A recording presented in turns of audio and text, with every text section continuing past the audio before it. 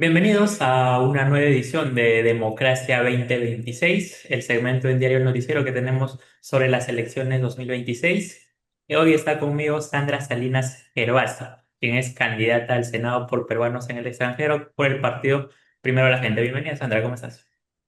Muchísimas gracias, muy bien. Además, agradeciendo mucho la entrevista y nada, a ver cómo vamos en estas elecciones y cómo cambiamos el rumbo de nuestro país, ¿no? Bien, yo te quería tocar antes de empezar con todo el tema de tus propuestas y todo, sobre todo para el Senado de peruanos con el extranjero y todo, en relación a la controversia que durante las últimas semanas ha estado envolviendo a tu partido, que es Primero la Gente, con el uso de los recursos de la franja electoral. ¿Cuál es tu posición personal sobre todo, frente a todo este tema? Mira, lo tenemos muy claro y no solamente mi posición personal, sino también mi posición en la posición dentro del partido. No podemos ni debemos mantener situaciones que vayan en contra de todo un trabajo que se lleva haciendo y que trata de ser lo más honesto, transparente y claro. No podemos permitir que ningún candidato dentro de nuestro partido ni dentro de ninguna organización pueda beneficiarse con fondos del Estado a nivel personal. Nos ha pasado lamentablemente con un miembro del partido que además ha sido un miembro fundador que hemos tenido que separar, que se va a iniciar un proceso que ya está en camino y que ha renunciado a su candidatura, pero que no solamente es eso, sino que lamentablemente las condiciones no están dadas y las normas no están dadas para que el dinero que se le ha entregado para esa franja electoral sea devuelto al Estado. Entonces, eso hay que cambiarlo definitivamente, pero la corrupción hay que combatirla desde dentro y ningún partido puede permitir, y por supuesto nosotros somos los primeros que debemos de combatir desde dentro cualquier tipo de corrupción. Nadie dentro del partido. Si nosotros tenemos conocimiento de situaciones como esta, lo que tenemos que hacer es sacar inmediatamente, apartar a esa persona dentro del partido y si estamos en el gobierno, apartarlo del gobierno, sin lugar a dudas. O sea, y sin ningún miramiento. No hay posibilidad dentro de la corrupción, dentro de nuestro partido, dentro del gobierno, con primero la gente siendo gobierno, ¿no? ¿Cuál es la situación actual de Miguel del Castillo? Porque la semana pasada la candidata Marisol Pérez Tello decía que lo habían separado, que estaba en proceso de investigación. Luego él salió a declarar diciendo que su intención nunca fue lanzarse al Senado ni nada por el estilo, que su intención era lanzarse a la candidatura para la alcaldía de Municipal. Lima. Y luego también salió trascendidos que no estaba separado, simplemente estaba suspendido hasta el 12. ¿Cuál es la situación exacta A de... ver, en este momento él primero sí estaba como candidato, o sea, eso además se puede verificar claramente en las listas que se presentaron al jurado. Él tuvo que renunciar porque obviamente había un conflicto de intereses entre que tú eres dueño, aunque él diga que no era la pareja y bueno, ahí había un conflicto de intereses, él tuvo que renunciar a la candidatura, que si él estaba o no estaba y quería o no quería, bueno, pues eso en un primer momento se debió de saber, pero al final y al cabo, aunque él no estuviera interesado en la candidatura como parte del Congreso, pues tampoco podía tener conflicto de intereses siendo o queriendo ser alcalde de Lima, o sea, es la misma historia. En este momento hay un proceso abierto, todo, o sea, todo está encaminado hacia un proceso para la salida del partido. Es un miembro fundador, te podrás imaginar que tiene que seguir los pasos del debido proceso conforme lo que el CEN determine, ¿no? Entonces está siguiéndose los procesos debidos. Hasta ahí yo te puedo informar porque es lo que nosotros como miembros del partido conocemos. Ya de esta parte, la parte procesal y la parte de salir del partido ya lo lleva el CEN y lo están recabando toda la información que ya se tiene, ¿no? Y además es muy clara, ha sido abierta, ha sido pública, fuimos nosotros, hay WhatsApps en los cuales nosotros hemos presentado y se ha hecho público y Marisol Perestello lo denunció y además lo ha puesto en conocimiento público, o sea, no hemos ocultado nada y tampoco hemos querido tapar ni proteger a Miguel del Castillo en ningún momento. Creo que hemos sido bastante claros. No tenemos las armas necesarias para poder devolver ese dinero al Estado porque no existe una ley. O sea, ya a él le dieron el dinero, pues también el Estado tendrá que en su momento iniciar los trámites legales contra Miguel del Castillo. En ese estado nosotros ya no podemos hacer absolutamente nada. La parte legal ya la tendrá que ver el Estado. Pero sí es cierto que en su determinado momento habrá que cambiar las normas del juego porque además no solamente ha pasado con él, o sea, no solamente ha pasado con el partido Primero la Gente, o sea, ciertamente estas cantidades de dinero para estas franjas electorales, o sea, tú verdaderamente mirando una franja electoral vas a decidir tu voto. Pues yo creo que no, que es preferible dar o sea, ese dinero, preferible es ponerlo pues en un debate en el cual o sea, los propios cabezas de listas pues demuestren y pongan encima de la mesa cuál es un plan de gobierno y lo puedan defender y lo puedan debatir con otros miembros o con otras partes de otros partidos. Pero una franja electoral verdaderamente me parece a mí absurdo. O sea, yo creo que se ha demostrado que no vale la pena, ¿no? Y hay que cambiar estas reglas del juego ya. Sí, bueno, lo cierto es que no es el único partido envuelto en esto, hay muchos partidos. Totalmente. Entrando al plano de tu candidatura al Mm. Senado, bueno, estás como como candidato por peruanos en el extranjero, pero hay un tema que me interesa mucho que es las llamadas leyes pro crimen. ¿Cuál es tu Sí. postura? De llegar al Senado, ¿cuál sería la postura que tomarías en frente a esto? ¿La mantendrías, modificarías, impulsarías su derogación o qué cambios específicos propondrías con este conjunto de leyes? Claro, tú sabes perfectamente que los senadores no solamente podemos modificar, podemos aprobar y podemos solicitar el desarchivamiento de las leyes. En este caso, las leyes pro crimen, obviamente hay que derogarlas, o sea, hay que restituir herramientas legales para combatir el crimen organizado y la extorsión. Eh, hace unas semanas escuché a Marisol una frase que me pareció espectacular y que o sea, que se la voy a, entre comillas, copiar. Las bandas organizadas y el crimen organizado en Perú no están porque Perú sea bonito, se coma bien y hay un sol maravilloso. Están porque tienen las condiciones adecuadas para poder delinquir. Si nosotros les cambiamos esas condiciones y se las quitamos, entonces no van a tener cómo seguir en Perú. Entonces, lamentablemente, hemos dado esas condiciones, les hemos dejado acampar a sus anchas. Entonces, es momento de eliminarlas. Y nosotros y todos los partidos te van a decir, bueno, en los 100 primeros días no. O sea, primero la gente no va a esperar los 100 primeros días. Primero la gente desde el primer día vamos a actuar y vamos a solicitar las competencias necesarias para eliminar esas leyes pro crimen, ¿no? Esas leyes que nos están haciendo tanto daño, que hoy dificultan investigar, que nos dificultan incautar bienes, sancionar organizaciones criminales, reemplazarlas por un marco legal que permitan a la policía, a los fiscales y a los jueces actuar coordinados con un debido proceso, pero sin impunidad. Entonces, creo que hay que cambiar definitivamente esta situación tan difícil en la que estamos, pero con cambios y con modificaciones, o sea, cambiar la ley, la 32.108, y modificar la 32.138 para reducir, para poder investigar y para poder procesar a las organizaciones criminales. Bien, otro tema muy preocupante para la ciudadanía es la informalidad laboral y sobre Mm. todo la informalidad laboral y empresarial que está afectando a millones de peruanos, ¿no? ¿Qué iniciativas promueven desde primero la gente y tú como candidata para fortalecer este tema? Vamos a ver, o sea, este es un problema que no viene de ahora, sino que viene desde hace mucho tiempo y que lamentablemente viene o sea, viene con un tema de informalidad en el empleo. Entonces hay que cambiar definitivamente esta situación, pero cambiándola desde el inicio. Es un tema de educación, aunque parezca extraño. O sea, nosotros tenemos una situación de que en Perú queremos ser todos universitarios, queremos todos ser abogados, ingenieros, y las carreras técnicas, o sea, han dejado de ser importantes, cuando lamentablemente estas carreras pueden ser, que además son las más informales.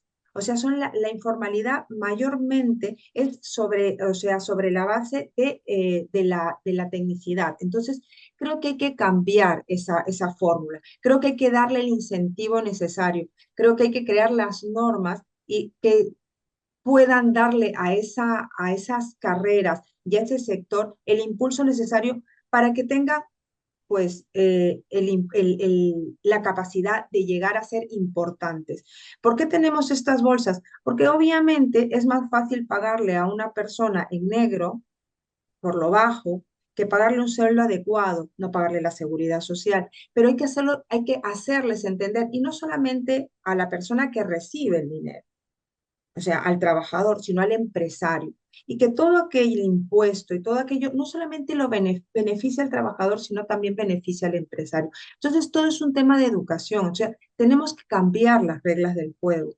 Y primero la gente tiene claros objetivos, no solamente con el tema productivo, porque hay que cambiarlo. O sea, nosotros necesitamos que que el Perú sea un país productivo, que impulse el emprendimiento, que impulse la innovación, impulse la formalización a través de nuevas reglas y nuevas fórmulas para que el emprendedor llegue a ser un buen emprendedor y que luego no se convierta en aquel empresario que ya no quiere aportar lo que debe aportar y contrate y que tenga trabajadores pues en negro, sino que tenga trabajadores que puedan tener sus salarios normales, que puedan tener una vida digna y que puedan ofrecerle al Perú el desarrollo y el cambio que necesita. Eso creo que es lo que queremos todos y que después no tengamos gente joven que se nos vaya afuera y que después tengamos a esos cuadros interesantes que no los tengamos dentro del país, ¿no? Y que tengamos tantos peruanos fuera, que es cierto que al final y al cabo, oye,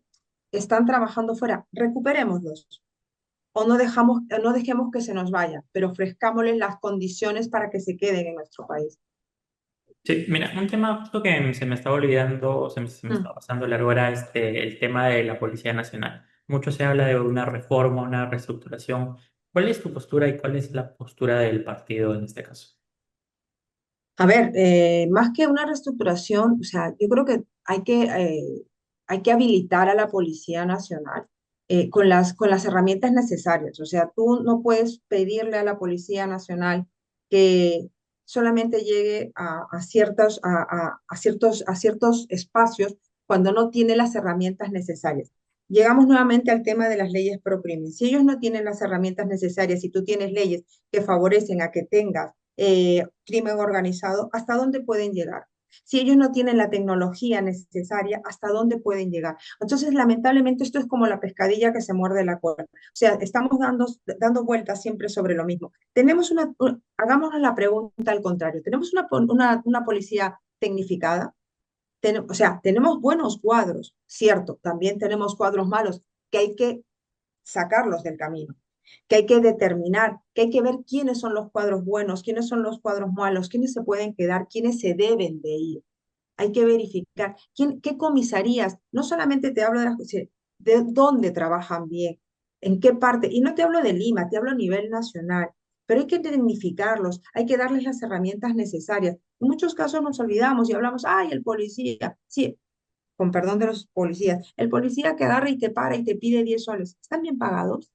Y no digo que esté bien, está fatal, pero a ellos, o sea, inmediatamente hay que apartarlos, hay que sacarlos. Pero es que el problema no es el de abajo, o sea, los problemas que tenemos vienen de arriba.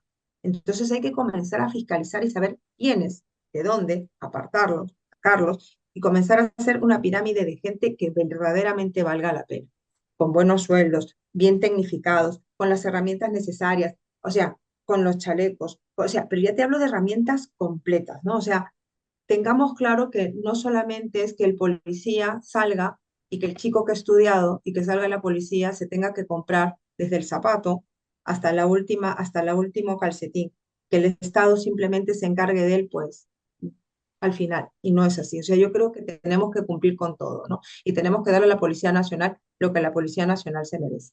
Entonces, yo sí creo que hay que revisar, hay que fiscalizar, hay que tener mucho ojo con todo. Creo que hay demasiados cambios que hacer, que no se pueden hacer de un momento para otro, pero creo que teniendo las herramientas necesarias y la gente capacitada, creo que se puede hacer. La corrupción es algo que también va de la mano y es una de las causas de desconfianza ciudadana más grande. ¿Qué cambios impulsaría tanto usted como el partido para fortalecer el control y las sanciones del Parlamento? ¡Puf! Cambios. Hay que, o sea, vamos a ver, aquí el tema de la corrupción lamentablemente viene emparejado con muchísimas cosas.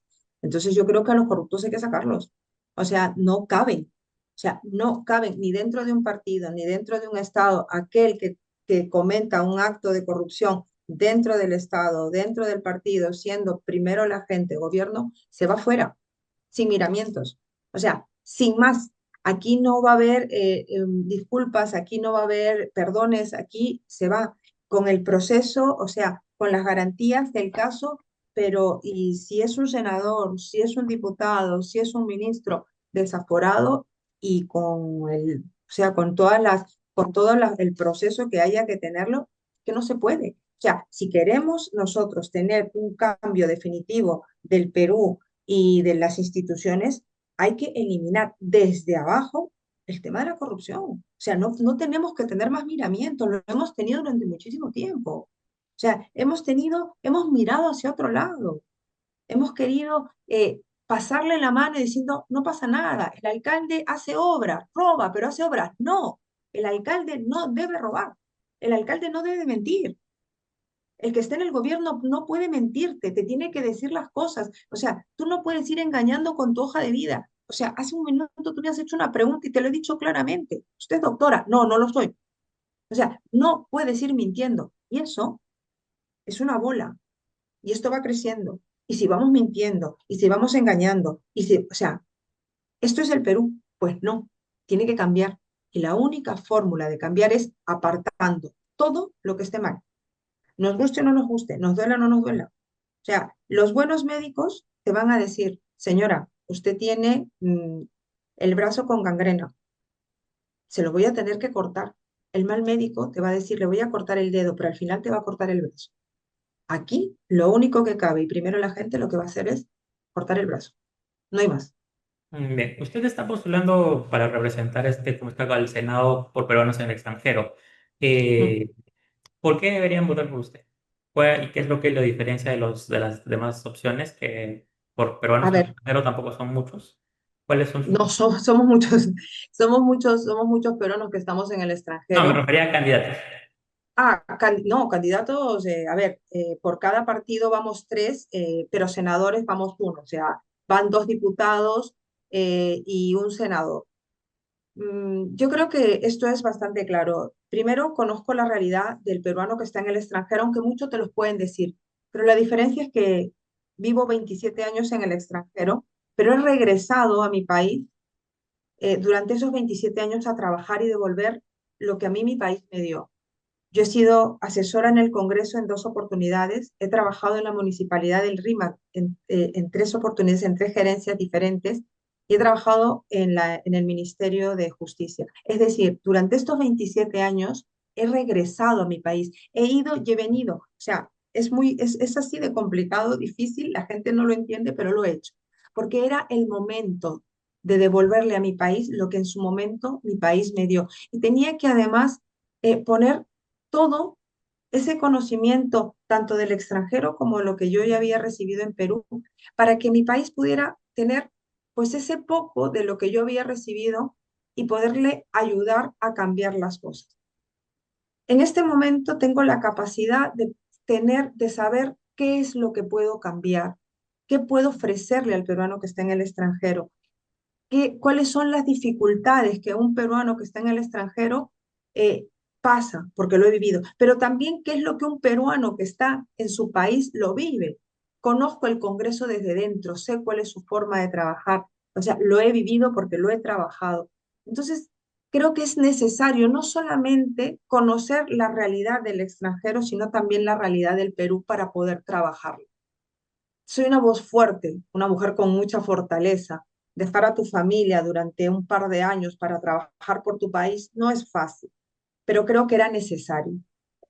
Y ahora, pues quiero simplemente demostrar que se puede, que sí podemos seguir adelante, que sí podemos sacar adelante este país y que es el momento de cambiar, que es el momento de poner todo en la carne en el asador y que es el momento de demostrarle al mundo que nosotros, los peruanos que estamos en el extranjero y los peruanos que estamos en nuestra tierra, podemos cambiar la realidad de nuestra tierra, que no solamente somos maravillosos y espectaculares por un pan con chicharrón, sino porque somos fuertes, gente maravillosa, con una capacidad impresionante de trabajo, de fortaleza y con un corazón que es imposible de llenar.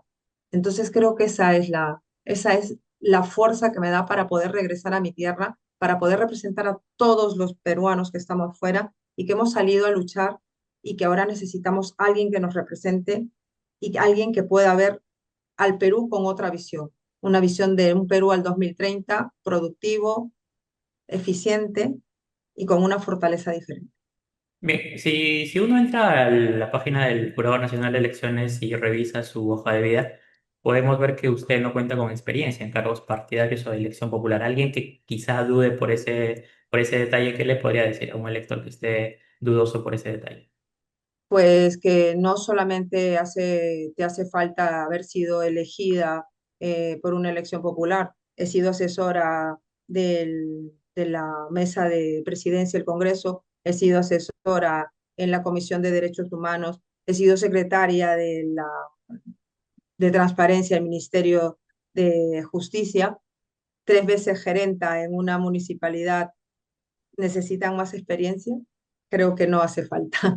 O sea, y si quieren, y podemos, docente en una universidad en Derechos Humanos, Gestión Pública, Universidad Española, eh, titulada en una universidad española, creo que no hace falta experiencia política. Vivo la política desde que entré a la Universidad San Martín de Porres, es una universidad totalmente política. O sea, sé lo que es la política, la vivo desde dentro, candidata en 2 oportunidades. No hace falta tener un cargo político para saber lo que es la política. La política es el arte de conversar, de discutir, de saber dialogar. Y creo que eso lo llevas en la sangre. El político es técnico y el político lo lleva en la sangre. Y creo que yo lo llevo en la sangre, así que no me hace falta un cargo. Capaz lo tenga ahora. No, no es capaz. Lo vamos a tener. Esa es la palabra.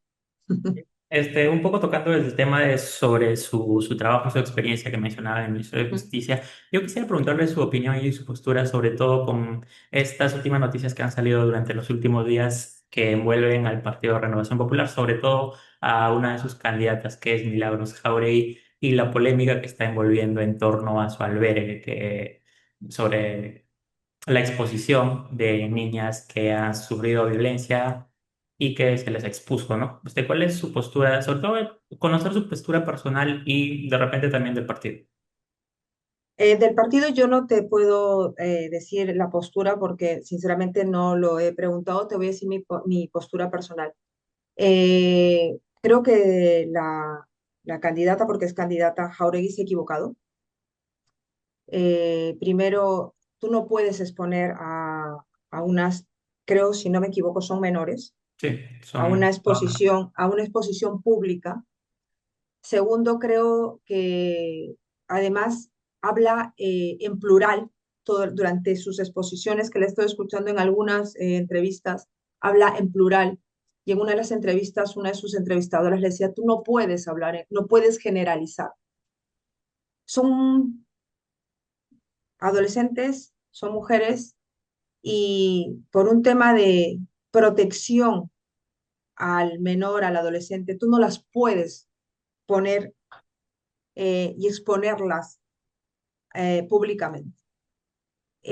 Yo creo que ella se ha confundido, yo creo que ella en su afán de probablemente no quiero, no, o sea, no quiero ver lo malo, quiero ver capaz que ella ha intentado denunciar algo y en su afán de denunciarlo se ha excedido, pudo hacer esa denuncia sin necesidad de exponerla, sin necesidad de poner, sin necesidad de llevarla, simplemente con decirlo, le hacía, le hubiera hecho mejor a ella y no todo el revuelto que ha causado. Vuelvo a repetirte, no quiero creer en mi posición de mujer que ella lo ha hecho con un fin eh, electoral. O sea, estoy intentando, quiero ser buena persona, Si no es así, espero sinceramente que las urnas la juzguen, porque si ella lo ha hecho con el fin partidista y con el fin electoralista, espero que sea juzgada, porque esto ninguna mujer, por un lado, y ninguna persona puede permitirse el derecho de exponer de esa manera no solamente a una joven, sino a una menor de edad. Primero por protección ya de temas de transparencia y de datos que tanto, imagínate, nosotros estamos protegiendo datos de personas, o sea, imagínate si son menores. O sea, hay que tener muchísimo cuidado. Entonces, creo que se ha excedido y ya te digo que espero, sinceramente, que haya sido por un tema de querer denunciar eh, y exagerar esto, no por un tema de mala voluntad. Espero que sea así. O sea, desde mi punto, Sí. no quiero ir por el lado malo. Espero que no sea así. Dios quiera que no sea así, pero como sea de otra forma, y haya una denuncia detrás, pues habría que investigarla claramente. Bien, estuvo con nosotros Sandra Salinas Crevasi, candidata al Senado por peruanos ex del extranjero por el partido Primero La Gente. Con Pues nosotros. muchísimas gracias, de verdad te lo agradezco.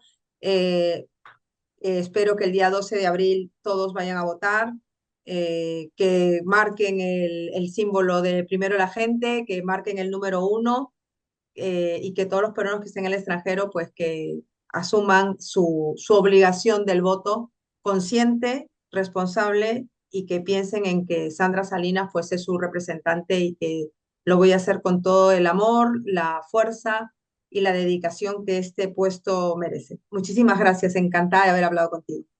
Bien, con nosotros será hasta una próxima oportunidad. Ya saben, estamos en el canal de YouTube de Diario El Noticiero en el bloque de Democracia 2026, un bloque dedicado exclusivamente a las elecciones que se vienen. Muchas gracias.